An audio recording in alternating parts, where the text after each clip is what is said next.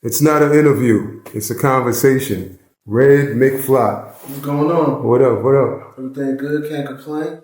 Have you heard the Perfect Rap album? Perfect rap album? Yeah. Damn. When I was a kid, I was that Wu-Tang double album, that Wu-Tang Forever. Okay. I don't know, something about that album like changed my life. And I was a kid when that album came out.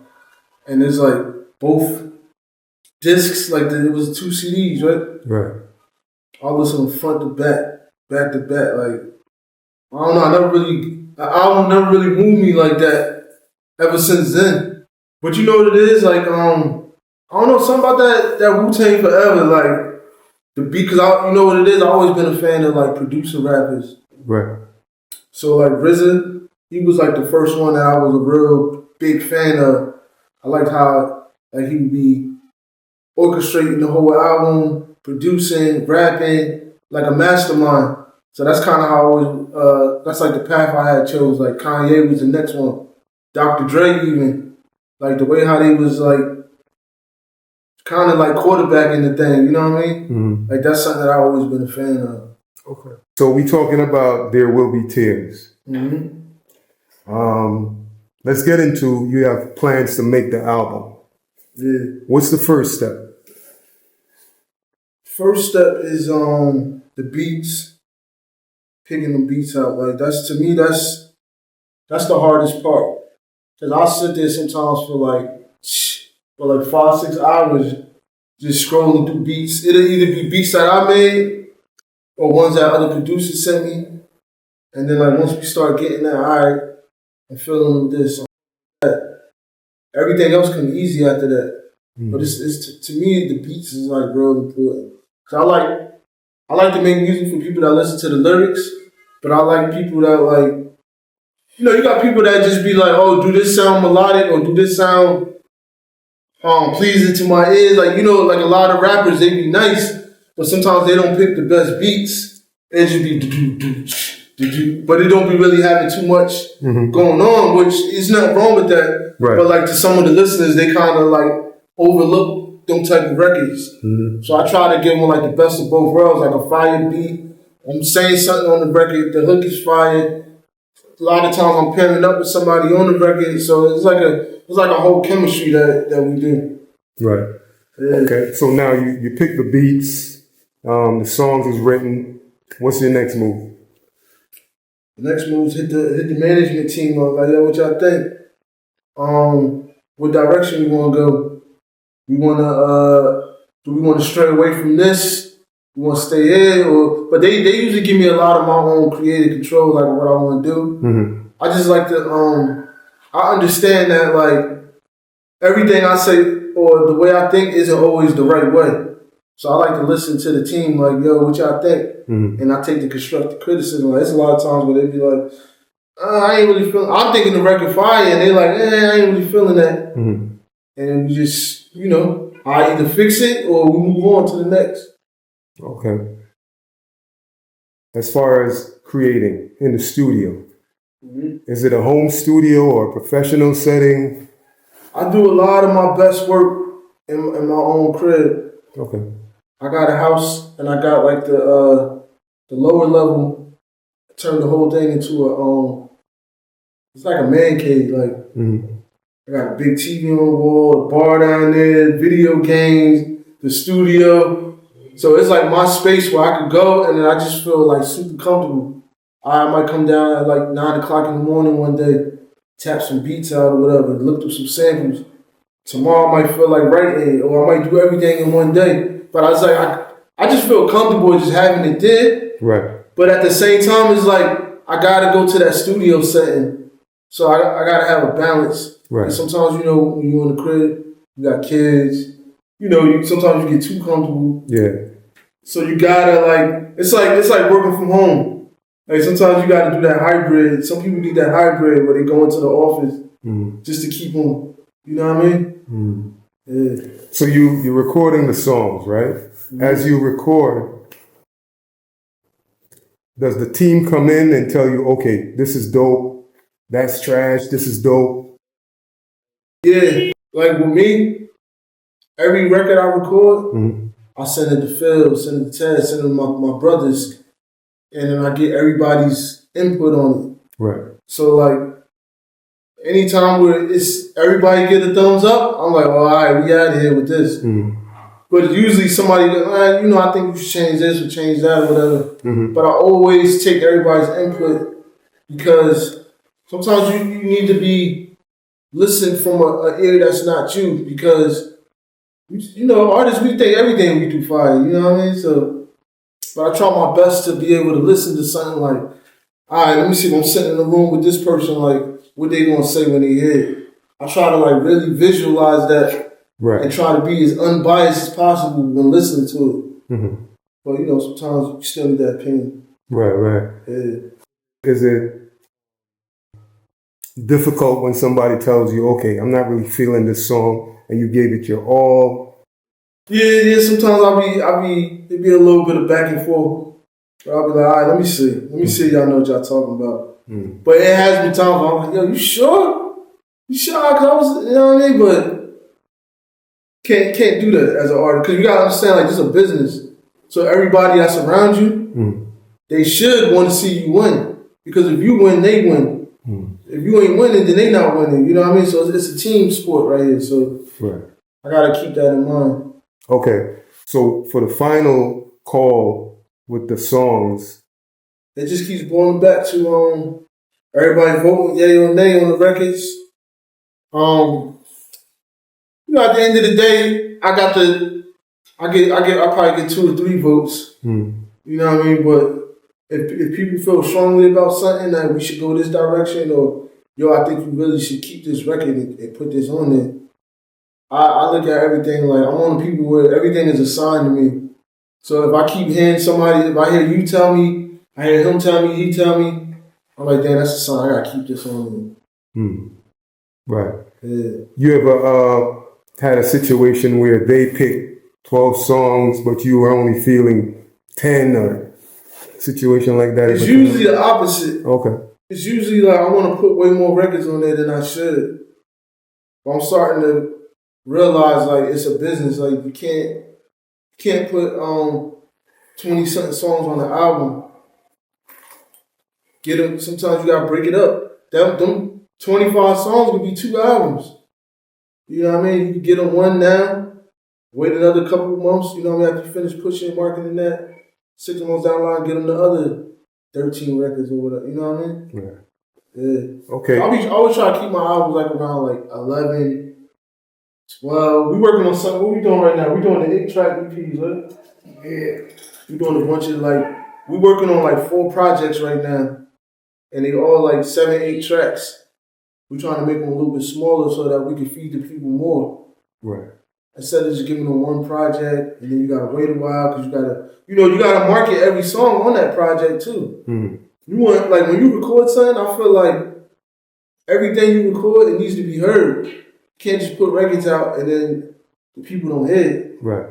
So like I feel like when it's smaller, maybe it's easier. Like I like pushing singles. So I get to put all the attention into one record. It's different methods that work for different people. Right. Yeah. You also produce, right? Yeah. When you put songs on a project, how do you get around sample clearance? Does that matter for like an indie artist? So like you mean from the perspective of me as a producer? Yeah, or just putting out a project with a sample. Alright, so if I'm the producer, it's the artist's job to get that cleared. But if I'm the artist, it's a little tricky. Sometimes we make sure we go through all the proper channels to get things cleared. I feel like the smaller of an artist you are, the easier it is to fly under the radar. Right. But at the same time, the goal is for every record to pop. So like if you like, they ain't gonna see this, but what if the record do blow? Then what you gonna do? They're gonna sue the brakes off you. You're gonna be giving them 95% of your publishing. We seen something like that happen with Peter Guns, right? And Lord Tariq, when they had the record, they took 100%, right? Steely Dan. Yeah. That's wild. Yeah, crazy. So we wanted to try to avoid that because they probably didn't think the song was going to go as crazy as it did, or maybe they did. Maybe that was the marketing tactic. Right. So I remember I seen Diddy did something like that. He gave him all the publishing because he knew he was gonna make so much money off the record. Now they took it. The Sting sample, right? They took it, right? They took it. But he knew they was gonna do that though, right? Or he ain't know. Nah. That's a surprise to him. Yeah. But so the album is finished. Mm-hmm. The artwork. Who comes up with the artwork? Mainly me. See, this AI stuff is new to a lot of people, but I've been using it in my work since at least like 2022, 2021, 2022. I've been using AI, putting stuff together. Like if I have an image, I've been like, I'm a master with that, like with prompts and all of that. A lot of people, they just jumping on that like in the last year or whatever. But I've been doing stuff like that. I've always been a master of like Photoshop, graphic design, try to design like a lot of my own merch. I always tried to cut corners. Right. Coming up, like if I could learn something and it save me a little bit of money, why not? You know what I mean? Mm-hmm. Project is done. It's packaged. Let's think about digital, right? Mm-hmm. So y'all getting ready to put it out. Tell me about that process. Basically, everybody collectively, we brainstorming. All right, what's the trends that's working right now for a lot of artists? Should we be doing this? Should we be doing more reels? Should we be running ads? You know what I mean? We putting these thoughts together. That's the beauty of having a team because, of course, 4 or 5 brains is always going to be better than one. So we always sending each other ideas, stuff we see like on Instagram and all that. Yo, you should check this out. People how they did this. People how they did that. And then we just, put that together. We the management, they Phil and Ted and my brothers and everybody, they write stuff down, come up with schedules, everything that like the stuff that don't get seen that people they think it just be happening out of thin air. Right. Like nah, it's a process behind that. Yeah. Okay. Promotion wise, right? What's the approach with that? Promotion? Yeah. Like just to get the songs heard and you know what I mean, maybe we just make sure we run ads and running ads. Because I know it's like, blog. We got PR people that sending stuff out. Just taking advantage of every avenue we got, or every little connection we got, networking people. We've been, I'm out as much as possible, popping up to all these events, networking. Always meet somebody new that got a little plug over here, over there. Right. That's how we met, you know what I mean? Just being outside. That's the biggest thing is like, a lot of artists, they be thinking they can just do everything from in the house. But you gotta really like feet the pavement on them, you know what I mean? Right. Yeah. Okay, so now the project comes out. What's your expectation? With me, it's not really about numbers and all of that. It's about like, do people gravitate to it and be like, yo, this is really a great body of work. You know what I mean? Like, because to me, music is like art. Just like an artist painting a picture, and you want people to appreciate it when it's hanging in that gallery on the wall, and you know what I mean? To me, that's, of course, it's a business. That's why anybody do things, but that when I hear the people and they like, yo, I like the way what you said on this record, it hit me, you know what I mean? Like, I appreciate that. Okay. All right. So that's big for me. When people really like the emotions and you know what I mean? Yeah. Okay. There Will Be Tears. Why that title? So when people hear tears, they always associate it with something negative. But honestly, tears can come from, you got tears of joy. When you're angry, people shed tears. When you're sad, blood, sweat, and tears.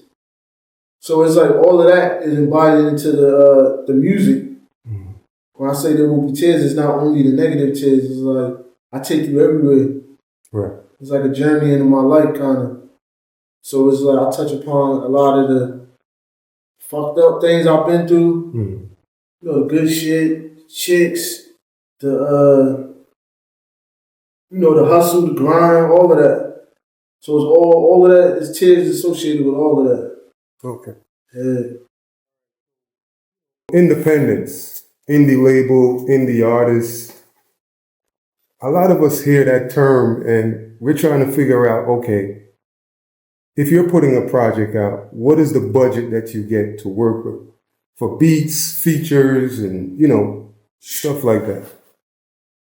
The budget is whatever you got, but we spent, I can't even tell you how much we spent, like, could have bought houses and cars with the money we put into this, you know what I mean? So it's like, a lot of artists, they come into music and they don't be realizing that it's a lot. When you're independent, you are the label.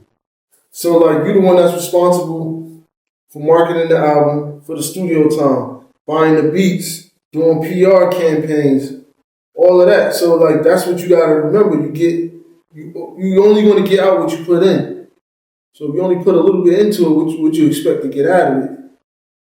So it's like every artist I ever seen, like that really popped off, and I watched a lot of interviews hear what they be saying.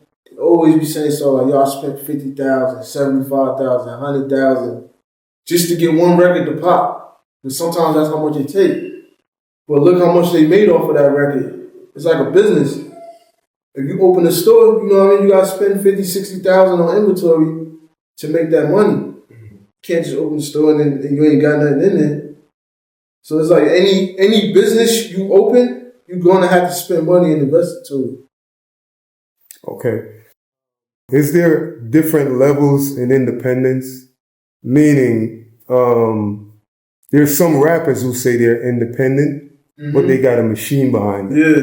You know what I'm saying? Yeah. And then there is artists like yourself.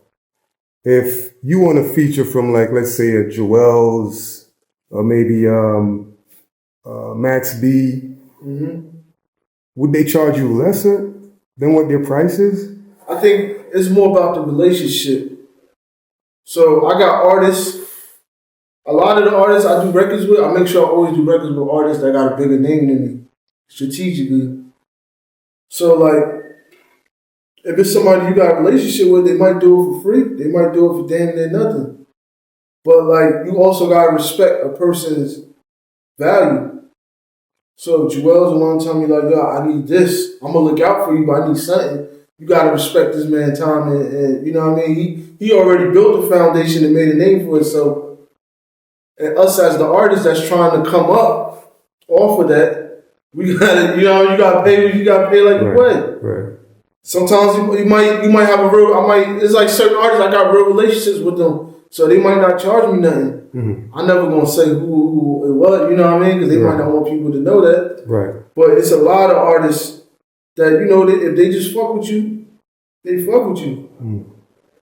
How do you feel about the artists that say, they're independent but got a machine behind them? Yeah, I seen that a lot. Like, because I did something on my last project. We went over and did it with TuneCore. And it's independent, but like a lot of the times, like I didn't just go on the website. Like we actually went up there to the office, spoke to them, had a meeting with Pat Cruz, chopped it up, came up with some plans and direction and all that.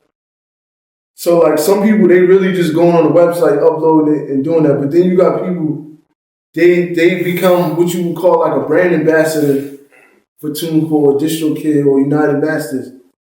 They giving them bread for the marketing budget. So it's like, is it really independent? You know what I mean? Right.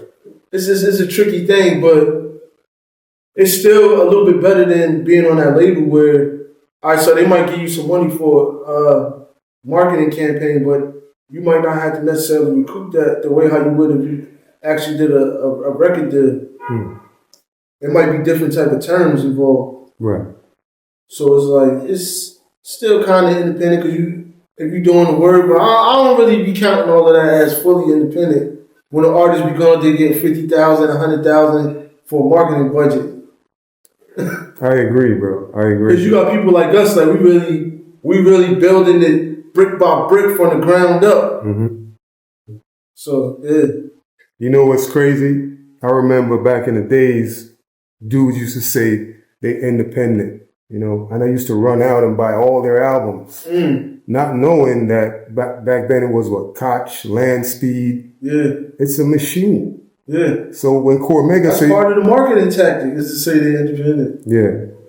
You be like, damn, I'm really I'm rocking with them right here. You know what I mean? On some independent shit. Mm. Jim Jones, all of them, they was going to like the Koch and doing the same thing. I respect it. You know what I mean? Like right. Anything you could do and you get some bread from a company that you ain't had to spend yourself, I respect it. But at the same time, I just know that that's not full independent. Yeah, it's a gimmick. Yeah. And it's not fair to dudes like yourself. You know what I mean? I mean, I feel like life ain't fair. True. You know what I mean? If I sat around and worried about, like, one thing I can't never do is worry about somebody like what they got in their pockets and all. You know what I mean? So no, it's not even about the money. It's just the sense of knowing that you're actually independent. Yeah. And these dudes over here are not. Oh, and they running with the you know what I'm saying? Because you'll get record sales off of that. Yeah. I'll buy a record if you tell me you're independent. I'll go run out and buy your record. Oh yeah. You know what I'm saying? Buy your books and all this other shit. Mm-hmm. But in reality, you're not. Yeah. You know, so I just feel like it's a gimmick. You know? Everything is a gimmick. Yeah, I'll be seeing people doing these stupid videos online, and some rappers like just them being trash is a gimmick. Mm-hmm. It's like now if you a whack ass rapper, like that's a gimmick now. Yeah. And it use that to sell records. Yeah. For real. That's wild to me. Yeah. Yeah. For indie artists, like what does a contract look like for you? Right now we just doing like partnerships. We doing splits on things. Even like I did this situation with French, put this album out. It was more like a partnership than like becoming like an actual artist. You know what I mean? I feel like we able to still keep our, you can still be your own boss and learn from somebody that already did it, that already been successful doing this. You know what I mean? If you smart, you're gonna learn from the people that you're around. I've seen artists sign with other artists or other people and nothing come out of it, or they don't learn anything. Mm-hmm. So it's like I try to always learn from everybody I'm around. I try to a lot of times be around people that's more successful as much as possible. I feel like you can always pick their brain and learn something and apply that to your own life. Right. Yeah. How would that partnership work? It's like a 50-50 or? Yeah, I mean, everything different. I don't really want to go into tell you too much detail what we negotiated, but like, yeah, everything is a little different. I try to keep it as fair as possible. Mm-hmm. Cause you know, at the end of the day, everybody got to eat. Mm-hmm. You know what I mean? And everything has a value and a worth to it. Okay. Yeah. Because I've heard stories where dudes actually do an entire album and then, like, I guess sell it or sign it off to somebody else. You know? Oh yeah. I've seen that plenty of times. You ever did anything like that? I haven't, but it's not something I wouldn't do necessarily. I've been at meetings at labels where they'll tell me like, yo, this artist did an album, put a whole bunch of features from other people. So the label be like, yo, we'll buy that. We'll give you the money back that you spent on that and a little bit extra, for the marketing budget, and then put that out to us. So the label ain't had to do no work. They just buying a project that's already completed. I'm seeing that trend a lot lately now too. Like if you're an artist and you go run up a bunch of features from big artists, producers, you got a nice little strategy behind it. Bring that to a label and get some bread for it. Mm-hmm. Yeah.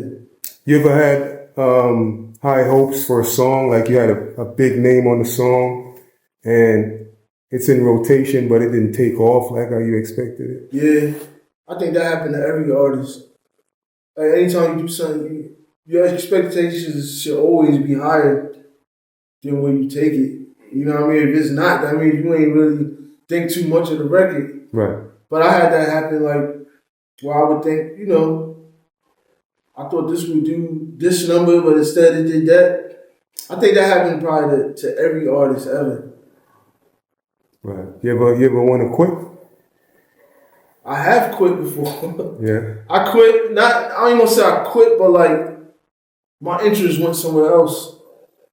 I had a lot of bad things happen in life. Like I went through like dark depression. I had family members dying back to back to back. I had unfortunate events keep happening. People that were in the music business that was helping me, they wound up getting killed or something like that. So I'm like, damn, how am I gonna keep going from this? Because this the dude that was this is my way out. You know what I mean? And then he get killed, and it's like it kind of set you back 20 steps. Right. So it came to a point where that actually fueled me to come back and do it. And then this time when I came back, it's like I stayed more consistent, and it worked for me a lot better. Like a lot more people wanted to work with me, collaborate. I got the team going harder with me because they believe in it more. Because if people don't believe in you, it's like they're not going to go as hard as you if they don't believe that you believe in yourself. Mm-hmm. So that's what wound up happening. So I have done that. You talk a lot about the streets, being in the streets on There Will Be Tears. Mm-hmm. I think there's a line in one of the songs where you say you were praying with the cuffs on. Oh, yeah. Yeah, talk about that. I remember I got booked. My mother just told me like a day before that. She's like, yo, you gotta calm down. You wilding out here. And, every time your mother tell you something, you don't listen. So the next day I get booked. I got caught with a gun and some work or whatever. And I remember sitting in the back of that van like, damn, my mother just told me yesterday that I gotta chill out. Right. And I remember just sitting there praying like, damn, if I get a second chance, I'm gonna try to do things the right way. Cause at that time they tried to book me for something I didn't even do. So I thought when you're 19 years old and they pull you in and they start talking like homicide charge, attempted homicide charge, and you ain't do it, and you like, damn. It's like you think shit about to be over. They high fiving each other and all that. So, I'm cooked right now. But I wound up getting out of that and everything, and this is my second chance now. So I ain't been back since. So, I mean, how long were you in jail? I did a year. I was fighting that case for like a whole year. And then they dropped a bunch of charges, just hit me with a couple subjects so I could justify the time being in there or whatever. Right. I ain't feel like going to trial. Because I know if I had a blue trial, I'd have got even more time. Which I said that on there too, on one of the songs. Yeah. But so, how deep in the streets were you? I was knee deep. Like I was to the point where, and mind you, I started off young. Like I started hustling when I was like 15 years old. Mm-hmm. Getting little packs here and there with people, whatever. And I felt like my life was always ahead of what it was supposed to be. Like stuff that I was doing at 18, like other people probably doing at like 27, 28. So I felt like life was coming too fast for the way I was doing things. So I had my mother would tell me, with single mother raising boys, whatever, it's like they got a little control, but it's like you don't really be listening to what your mother be telling you, because especially like I'm paying for a lot of my stuff. I moved out when I was 18 years old, I had my own apartment and all that. So yeah. Okay, I mean, so give an example, because you say when you were 18, you were like, deep in the streets compared to people who were 27. The whole running with the gang life, hustling, my life, like everything. I'm having fiends run me around, like this typical shit that everybody else doing around that age. You know what I mean? Yeah. Running a spot. I remember I took I know I can talk about this now because it's so long ago, but I remember I had people up like, yo, you about to lose your house? Well, let me get that spot. Take over that, turn that shit to a spot, you know what I mean? Mm. So, just shit like that. But I was so young to be doing that, it's crazy. Because I think about, like, when my kids become this age, like, I can't imagine them doing the shit I was doing, like, running back and forth from New York to PA, doing shit I wasn't supposed to be doing, you know what I mean? Right. So, it's just stuff like that. Okay. Yeah. So, I mean, being in jail and getting a second chance, yeah, right? Yeah. You ever thought about I can't fail at all? Like I can't fail. Yeah, that's my biggest thing. Cause the judge told me. I remember the DA was mad because he cut me a little slack on the time, and he was like, "Yo, this is it. Like I'm giving you a chance here. Mm. So you either gonna do the right thing or I'm gonna see you soon when you come back. I'm gonna still be here." Right. And I remember I had like 25 people in the courtroom, like really supportive. Mm. And he was like, yo, a lot of these, every time when you come back, there's going to be less and less people here.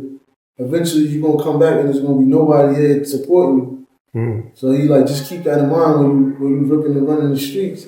Right. So like, that always stuck with me. Okay. Do you have like any brands that reach out to you, want you to like, maybe wear their merch or promote something for them? Yeah. I've been doing a lot of brand ambassador work. I've been working with Bumble, Bel Air, Subi. Did some stuff for Rockstar. Shout out Phil, he got a clothing line. He just started PK. That's what I'm wearing right here. Mm-hmm. Dope. Yeah. And then it's just right now it's like we got everybody around us, we got brands and stuff that we're trying to push. So it's like, see what I'm wearing. I'm wearing his brand, wearing the merch, There Will Be Tears. Mm-hmm. I got the Subi on too, but that's the fan. So it's like, I'm trying to just associate myself with the people that I look at as family and we collaborate and moving together. Right. Yeah. All right. So you have a lot of motion to where people know you. For the dudes who, they can't get where you're at, how do they like get there? Like, how do they start? Like, that's the thing. Like, I feel like anybody could get anywhere. I never would think like somebody can't get to where I'm at because a lot of the places where I be trying to get to, I know they be thinking that about me, and they be wondering like, damn, how you catch up? mm-hmm. It's like one move could change your whole life. Right. Like you could fail 1,000 times. You do one good thing, that shit X's out all of the stuff that you messed up. You know what I mean? It's like when you in the NFL, you could have a perfect season, and I could just barely made it to the playoffs. Once we get there, if I beat you that one game, now all that other shit don't even matter. Right. Sure. Any given Sunday.